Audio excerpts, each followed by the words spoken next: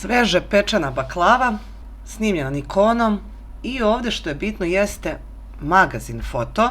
Također orijentaciju ću promeniti na 16:9. Ovdje ću staviti 800. Pošto nisam stavila pogled, da li ću odozgo. Ovdje imamo više fotografija koje možemo remiksovati. Ova izgleda odlično, fantastično. Već mi se sad jede baklava.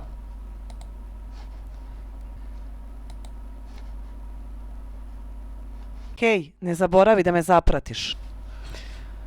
Sada ću šoljicu kafe, turske.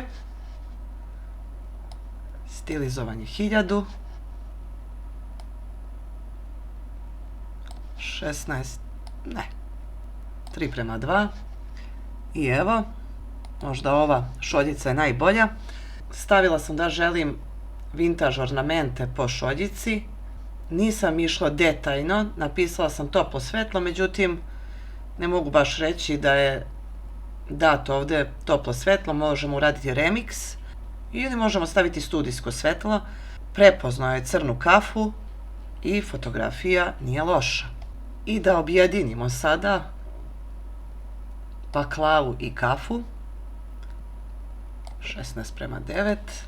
Zaboravila sam da stavim da želim vintage stil i ornamente, ali nije ni ovako loše.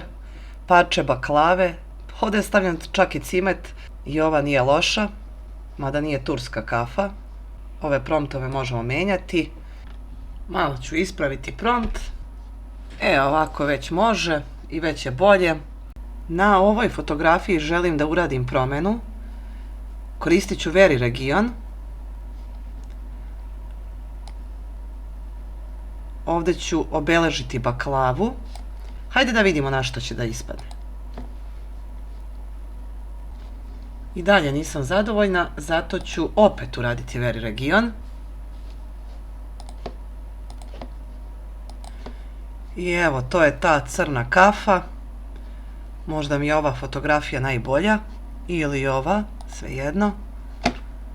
To je to. Dođe mi da srknem. Hej, ne zaboravi da me zapratiš.